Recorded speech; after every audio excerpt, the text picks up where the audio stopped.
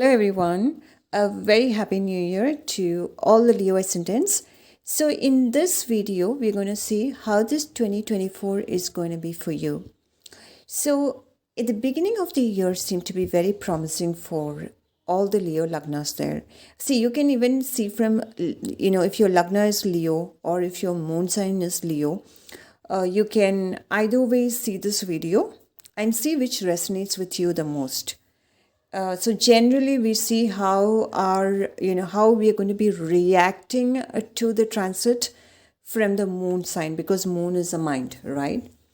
Okay, having said that, like I said, the beginning of the year is going to be great for you, because the Jupiter, which is a lord of your fifth house and the eighth house, is transiting the ninth house.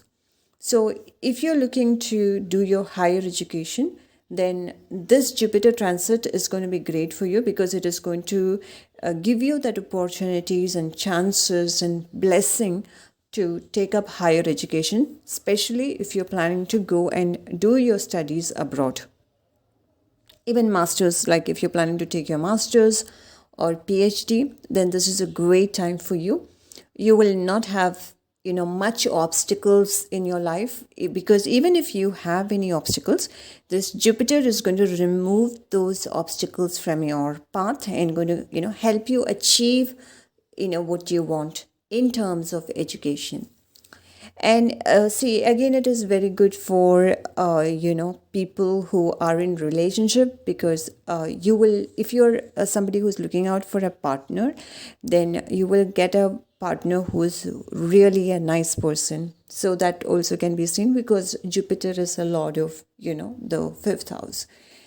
So again, if you're into any creativity, or if you're doing any work related to creativity, or if you want to start something that is related to creativity, like art form, painting, singing, anything related to arts, you will do great during this period time. And this is a great period to begin your creative work. And eventually you will definitely find success in it. So after April 30th, you can see that Jupiter is going to move into the 10th house. So again, Jupiter is definitely going to give you a good job if you're looking for one, and some improvement in career, in your career. If it is not going that great, then you should be doing very good with the career, after April 30th. If you're looking to get married, this year, now there are chances that you will get married in another 1.5 years, because Saturn is transiting your seventh house. Now when Saturn is transiting the seventh house here, it can see Saturn is in its own sign, which is Aquarius, which is a good thing. And Saturn feels very comfortable in Aquarius. Now Aquarius is also co-ruled by Rahu. Now, if you see, Rahu is in the 8th house. So you can expect some kind of problems with your in-laws, your partner, if you're already married.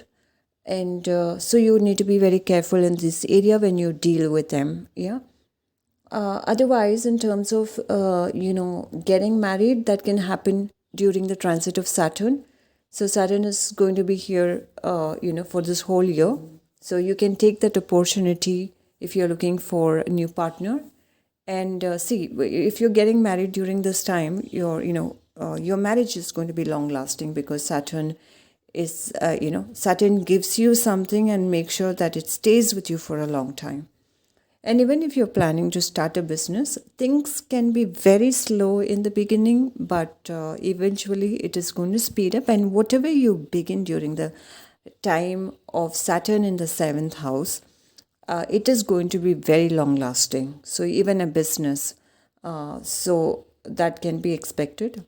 So if you are looking for, getting married, and if you are searching for spouses, you might come across spouses who are older to you. And again, it really depends on where and how your Saturn is placed in your birth chart as well. So yes, so that's about your relationship part and your business part. So Rahu, like I said, it is transiting the 8th house. So Rahu is good, good in terms of spiritual, practices or spiritual growth in 8th house.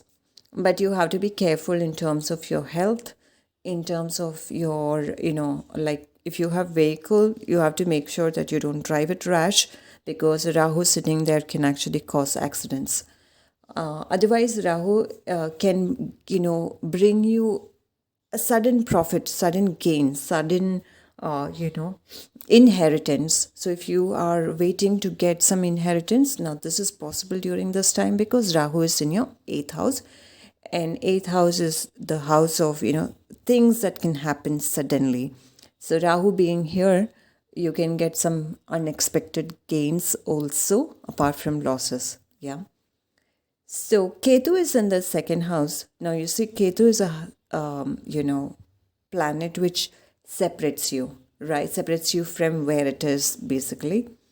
And this is a planet which is sitting and transiting the 2nd house right now. So there could be chances that you might move away from your family, and for the work or for shorter duration you might be separated from your family members, and you will give more importance to spirituality during this time. Even if you want to invest in finances and all of that, you might not show much interest in money or the finance, because Ketu is in the 2nd house, and 2nd house is a house of finances. So and again, just be very careful with the teeth related problems, and you have to be very careful with what you speak to people, because 7th house is a house of speech. So try not to get into unwanted talks, because that can get you into a lot of problems.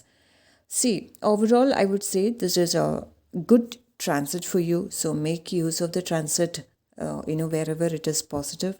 So any negative aspect, if I have mentioned them, you need to just be careful, in terms of, like, for example, when you talk to people, in terms of speech, in terms of driving, the vehicle. So these things has to be taken care of. Otherwise, everything seems pretty good for you. So yeah, so that's it for Leo ascendants. So in case if you like this video, you can like my video and share it, and also please subscribe if you like to hear from me more. So once again, thank you so much for listening to the video.